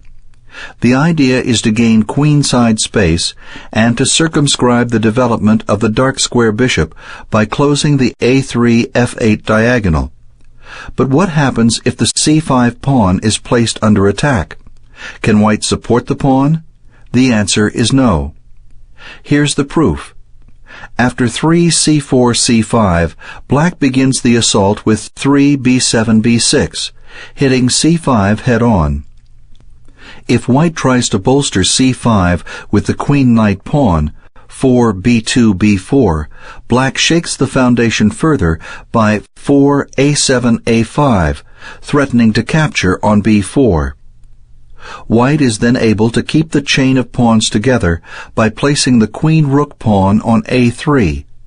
For if white advances 5 a2 a3, black captures the queen-knight pawn 5 a5 takes b4, and white can't safely take back on b4 because of the pin 6 a3 takes b4 loses a rook to 6, rook a8 takes a1. The result is that white's queenside edifice collapses. So in reply to 3 b7 b6, white has nothing better than to immediately exchange pawns. 4 c5 takes b6, a7 takes b6. Note that on this last recapture, black takes back toward the center, with the queen-rook pawn 4 a7 takes b6, instead of away from the center with the queen-bishop pawn 4 c7 takes b6. As a rule, when you have the choice of taking with either of two pawns, one capture moving a pawn toward the center and the other moving a pawn away from it, and neither way is patently superior to the other, take back toward the center. Taking back toward the center often opens useful avenues for the rooks, while providing more control of the middle and nearby areas. Back to the actual situation. After the exchange of c-pawn for b-pawn, 4 c5 takes b6, a7 takes b6, black obtains an open line for his a8 rook, the queen-rook file, and white loses time.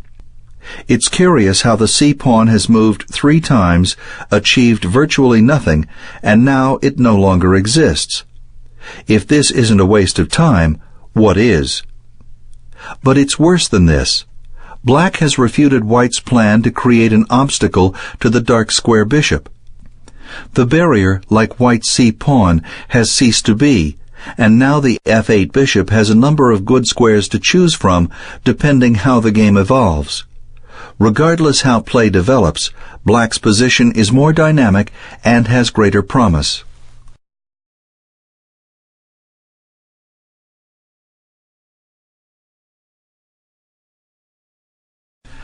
After 1 d4 d5, 2 c4 c6, should white guard his c-pawn or develop a new piece? 3 b3 or knight f3?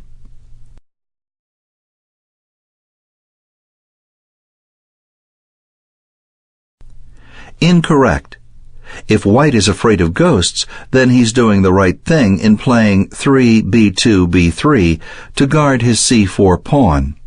Never mind that the c4 pawn isn't really threatened. Defending unnecessarily by moves like 3 b2 b3 is a sure way to lose the initiative. Beyond this, the method chosen to safeguard c4 is particularly ineffective.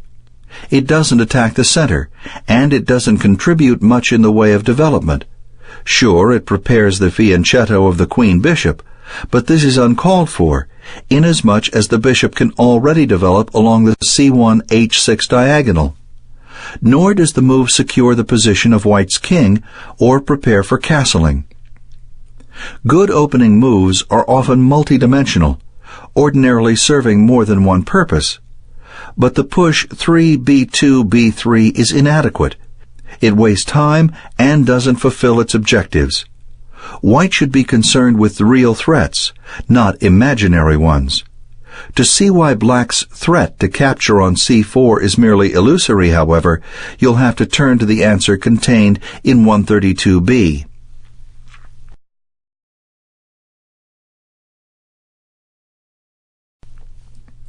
Correct. Black is threatening nothing, so white can go ahead with development, building his game by 3 knight g1 f3. Black may or may not decide to take white's c-pawn, but if he does, it's nothing for white to fret over. White can get the pawn back even if black elects to add support by advancing the queen-knight pawn to b5. Here's the main variation. After 3 knight g1 f3, d5 takes c4, white attacks the black c4 pawn at once, with 4 e2 e3. If black follows with the anticipated defense 4 b7 b5, white counters with 5 a2 a4. It makes little sense to capture white's queen-rook pawn, 5 b5 takes a4, for black's queenside pawns would then lay in ruins. So, after 5 a2 a4, black could try to uphold his pawn structure by 5 a7 a6, attempting to keep the chain linked. White also fends well if black doesn't guard b5, say if black opts for 5 e7 e6. In that event, white continues 6 a4 takes b5, c6 takes b5, 7 b2 b3, and after 7 bishop f8 b4 check, 8 bishop c1 d2, bishop b4 takes d2 check, 9 knight f3 takes d2, material equality is soon re-established. But white sabotages this defense, 5 a7 a6, with 6 a4 takes b5, c6 takes b5, 7 b2 b3, when taking the queen-knight pawn. 7 c4 takes b3 is met by the thunderclap 8 bishop f1 takes b5 check. If black then removes the bishop, 8 a6 takes b5, white's rook takes black's, 9 rook a1 takes a8. So instead of taking the bishop, 8 a6 takes b5, black must block the check. Let's say 8 bishop c8 d7, 9 bishop b5 takes d7 check, and white follows with 10 queen d1 takes b3, re-establishing the material balance. Does this mean that black can't capture white's pawn on c4? 3 d5 takes c4? Not at all. Black can take it. He just shouldn't go out of his way trying to hold on to the extra pawn. This would be greed, which tends to be a source of trouble for even the best defenders.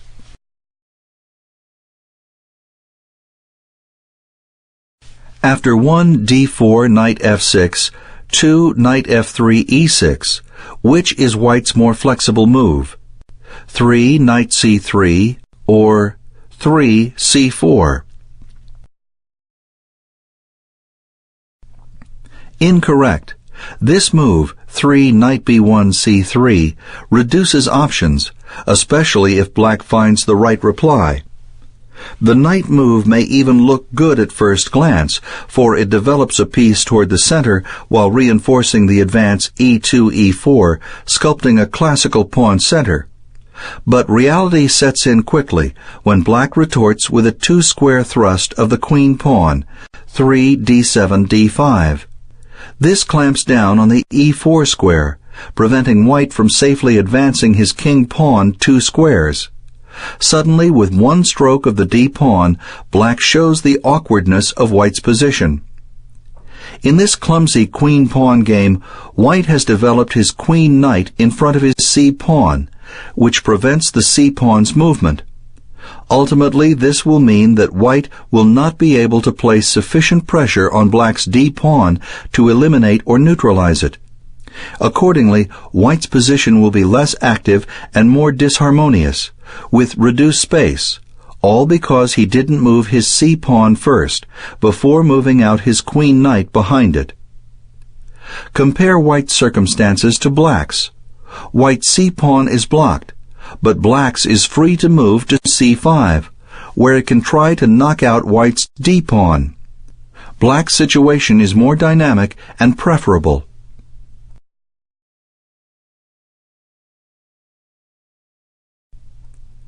Correct. The flexible move is 3 c2 c4. It places black's center under immediate duress. The pressure is then intensified on move 4 by developing the queen-knight to c3 behind the c-pawn. With this third move, 3 c2 c4, white is fully armed to boomerang anything black can hurl at him. If black decides to continue with one of the Indian defenses, white's c2 c4 will prove quite useful. It attacks d5, supports the advance of white's d-pawn, clears a diagonal for the queen, and remains poised for exchange on d5, which would open the c-file for a white rook.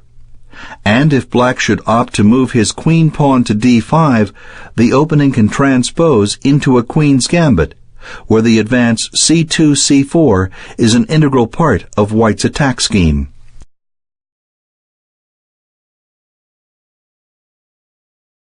After 1 d4 knight f6, 2 c4 g6, which is the best development for the queen-knight? 3 knight c3 or 3 knight d2? Correct. Go with 3 knight b1 c3. It's a more active placement for white's queen-knight, striking at the central light squares d5 and e4. Nor does playing the knight to c3 hinder any of white's pieces, as does the move 3 knight b1 d2, which obstructs the c1 bishop. What would white love to do now that his knight has come to c3? Advance the king pawn to e4, forming an ideal pawn center. Black has some say in this, for the f6 knight already observes e4, but the odds are that white has a good chance to get his way soon.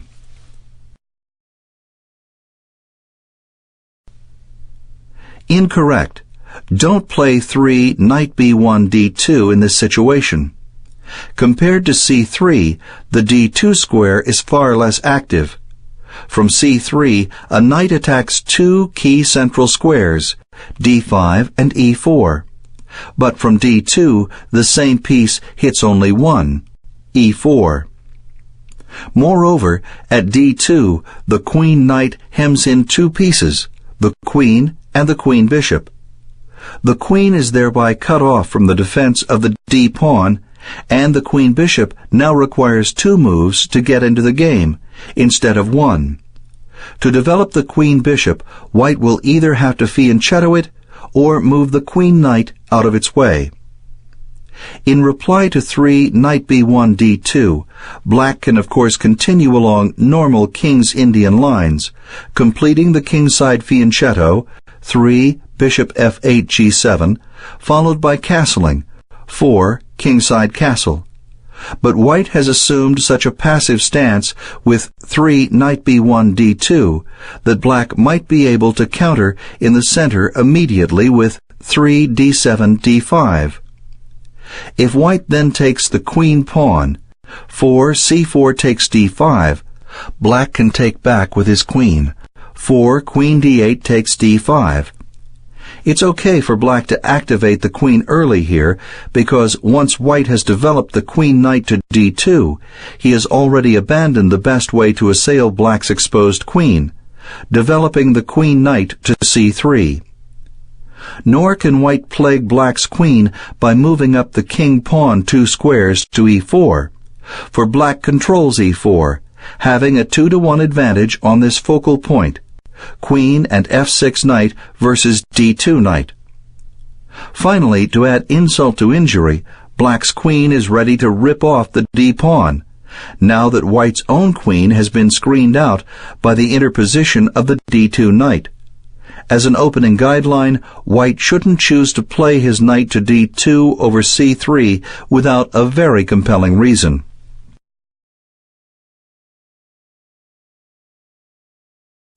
After 1 d4 knight f6, 2 c4 c5, should white advance the d-pawn or protect it? 3 d5 or 3 e3? Correct.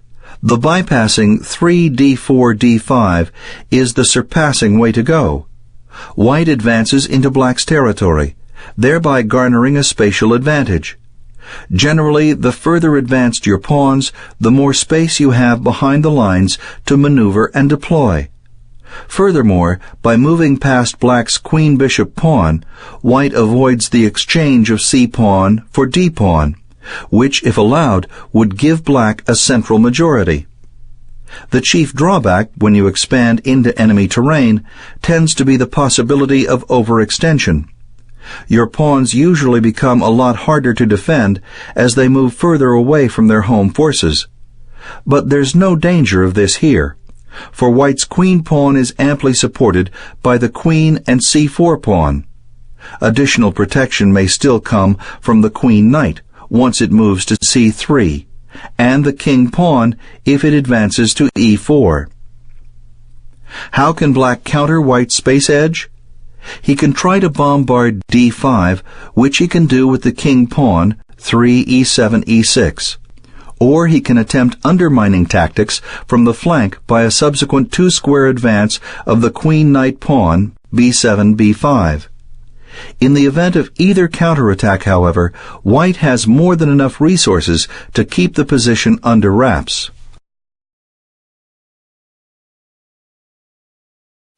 Incorrect. The protective move 3 e2 e3 is safe, solid, and ultra-conservative, but placing the king pawn on e3 obstructs the c1 bishop, locking it inside the pawn chain. It also allows black to exchange the c5 pawn for white's d4 pawn, giving black a 2-to-1 central pawn majority. Black has other worthy third moves as well. 2 typical plans are moving the king pawn to e6, releasing the king bishop and supporting the possible push d7 d5, or flanking the king bishop at g7, where it influences the center from the side. Either of these ideas allow black to vie for the initiative on fighting terms. After 1 c4 e5, 2 knight c3 knight f6, should white increase control of d5 from the flank or directly in the center? 3 g3 or 3 e4? Correct. Flank development commencing with 3 g2 g3 is preferred. White's intention is to place the king-bishop on the A8-H1 diagonal at G2, completing the fianchetto. At G2, the bishop will join forces with the C4 pawn and the C3 knight to dominate the square D5. Because these three key units, king-bishop, queen-bishop pawn, and queen-knight, assert themselves over central light squares, we say that white is playing a light square game. This is a fundamental theme of the English opening, 1 C2 C4. White's attempt to control the crucial light squares D5 and E4. Using these strong points and other dominant spots along the A8-H1 diagonal as a base of operations, White plans to launch a full-scale queenside campaign by the late opening or early middle game phase. As a counter to White's aims, it's not unusual for Black to play a dark square game, revolving around the king-bishop. If this potentially lethal minor piece winds up being fianchettoed at G7, and if the queen-knight plays to C6, and possibly, though not necessarily, the queen-bishop-pawn supplements the complex by going to C5, Black will have several units working in harmony to fight for the middle dark squares. Black too, therefore, may turn to hand-to-hand combat in the penultimate battle for the queen side. Whoever wins in this theater will have the edge when the war enters the final stage, the direct pursuit of the enemy king on the other side of the world.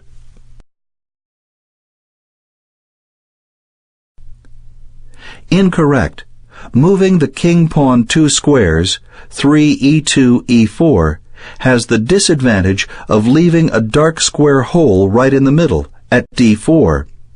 A hole is a weak square on your third or fourth rank that none of your own pawns can guard, and that the enemy forces have a real chance to occupy with support. Here the square D4 is governed by a black pawn, and no white pawn can ever control it. How can Black try to capitalize on this superiority? He will most likely develop the queen-knight to C6. He might also place the king-bishop at C5. Nor is he stuck with this order of development, for if circumstances allow, Black could reverse the sequence, moving out the bishop before the knight. There is a plus side to White's king-pawn residing on E4, however. For one, Black's own king-pawn is firmly held in place, which makes it easier to attack. It's harder to nail a moving target. A second point is that White strengthens his grip on D5, where he eventually will try to position a knight, coming from C3. But in the final analysis, White's 2-square king-pawn move is rather committal, revealing the terms of the initial dispute right up front before it's necessary, and this suits Black fine.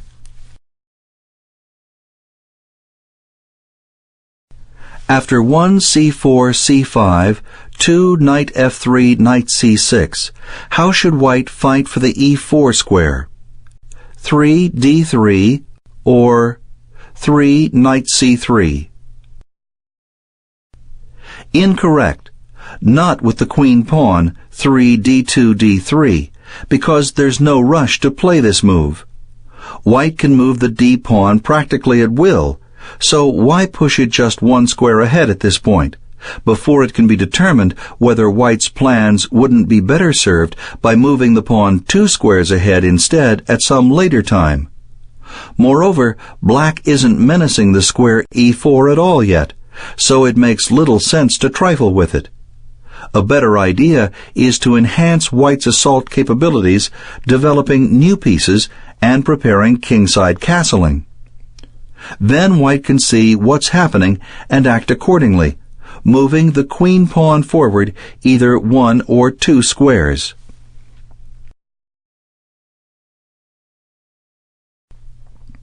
Correct. The right move is 3 knight B1 C3, for the queen knight is going to come to C3, its ideal perch, sooner or later. When you know the best place for a piece, and you can get it there with hardly any effort, why not position it there at once? Doing so reveals almost nothing, Your opponent may expect it anyhow, and meanwhile you've kept your less obvious intentions still hidden. Just like in poker, a chess player doesn't want to show his cards before the bets are in. Although the Queen Knight does have an optimum opening move in the English, Knight b1 c3, we can't say that this is true for White's d-pawn.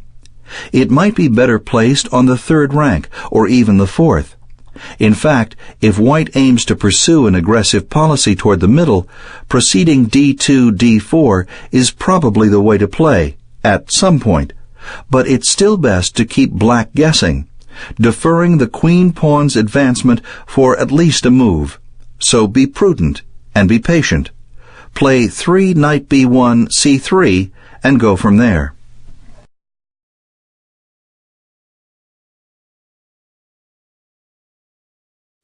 After 1 Knight f3, Knight f6, 2 g3, g6, should White next develop a knight or a bishop? 3 Knight c3 or 3 Bishop g2? Incorrect. There's nothing particularly wrong with 3 Knight b1 c3, except that here it's rather mechanical. It's a developing move without concrete point or bite, though it does adhere to the opening maxim, knights before bishops. Beware of such maxims. They can't play chess for you. At best, they can propose courses of action. They can't do more than start the thinking process. You're still required to consider the details of the situation. It always makes sense to look ahead to see if the move suggested by the general truth has particular merit in the position at hand. By blindly essaying 3 Knight b1 c3, White runs smack into Black's queen pawn, 3 d7 d5, closing down on the square e4. Furthermore, from d5, Black's queen pawn is armed for a further march to d4, dislodging the c3 knight. White can stop this advance by blocking the queen pawn with 4 d2 d4, but this transposes into an inferior queen-pawn game where White has prematurely obstructed his own c-pawn. Without the ability to move the c-pawn, now blocked by the c3 knight, White cedes one of the best ways to undermine Black's d5 pawn. So, rather than augmenting his position by developing the queen knight to c3, White has actually diminished his attacking capabilities, impairing harmony and incurring the kind of awkwardness that's hard to rectify.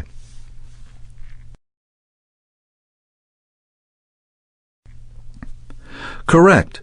Play chess, not principles, and develop your king-bishop to g2, completing the fianchetto started on move 2. Once you've played the first move of a two-part maneuver, try to play the second part fairly soon. Otherwise, something may happen that prevents you from following through, and you'll wind up with an incomplete, confused position where nothing quite works. It's simpler than that. Just make sure to finish what you start. If you play 2 g2 g3, it's incumbent upon you to follow with 3 bishop f1 g2, unless something extraordinary occurs. Moreover, by delaying the development of the queen knight, White retains the option of moving up the c-pawn to c4. This could be imperative in games that begin as a ready opening, 1 knight f3, or even a king's Indian reversed, where White's first 3 moves tend to be 1 knight g1 f3, 2 g2 g3, and 3 bishop f1 g2, especially when Black counters with a 2-square advance of the d-pawn.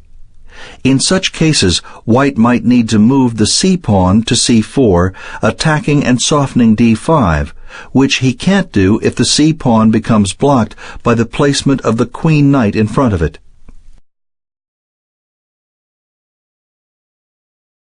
After 1 knight f3 d5, 2 c4 d takes c4, how should White release the king-bishop? 3 e3 or 3 e4? Correct. it's wise to clear a path for the king-bishop with a single square advance of the king-pawn, 3 e2 e3. Soon the f1 bishop will recapture the pawn on c4. If black tries to frustrate this by holding on to the plunder, he'll risk positional injury.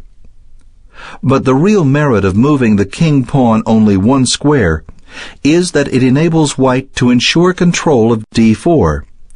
This could be significant, for it's likely that black will follow with a two-square advance of the queen-bishop pawn, c7 c5, trying to dissuade white from a two-square advance of the d-pawn. With the king-pawn already occupying e3, however, white has sufficient backup to ensure mastery over his own queen-4. Don't overlook that the advance d2, d4 is additionally supported by the queen from d1 and the king-knight from f3. They get in the act too. The resulting position transposes into a queen's gambit accepted. 1 d2, d4, d7, d5, 2 c2, c4, d5 takes c4, which falls under the broader category of double queen-pawn openings.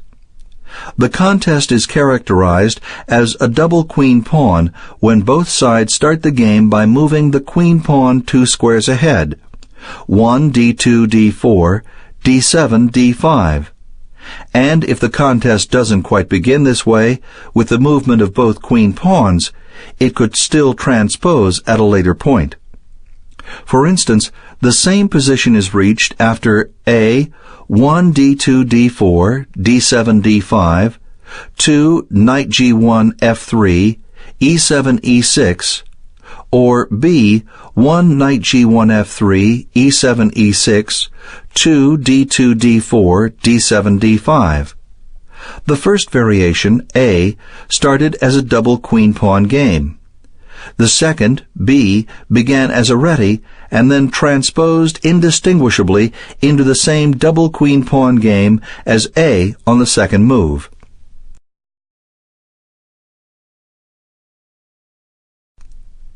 Incorrect. Stay away from this two-square king-pawn advance, 3 e2 e4. White still regains his sacrificed c-pawn, bishop f1 takes c4, but this is not the problem. The actual problem is the d4 square. After 3 e2 e4, it can no longer be guarded by a white pawn. Thus d4 becomes a possible hole, ripe for occupation by black's pieces. So black will likely try to seize d4 by positioning his queen-bishop pawn on c5, and then by developing his queen-knight to c6. This will leave white with the headache of defending a backward pawn, the queen pawn, along an open d-file, open for black's major pieces, not white's. This is not the kind of concession that white wants to be saddled with so early in the fray. Despite what many of us are encouraged to believe, a two-square advance of the king-pawn is not always best, and it's certainly not automatic.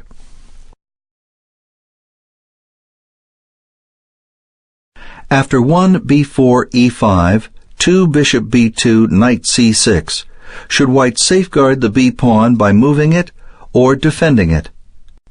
3 b5 or 3 a3. Correct. The forward thrust 3 b4 b5 is the right idea, and the only way to take advantage of black's last move, which is a serious mistake. Black's knight came to c6 on the second move to guard the king-pawn, and now it must move to safety. If it moves just anywhere, say to a5 or e7, white's queen-bishop captures the e5 pawn for free. So black's only hope is to block the bishop's attack to e5 by interposing the knight on d4. This entry also counterattacks white's undefended b5 pawn, menacing its capture on the next turn. But white accomplishes both offense and defense with the same little move, 4 e2 e3. This push unleashes the f1 bishop, which secures the b5 pawn from seizure. Moreover, the advance threatens the intrusive d4 knight. It will have to move, say, to e6 or f5, and white then takes the king pawn for nothing. 5, bishop b2 takes e5. With alert tactical play, white has gained an important central pawn.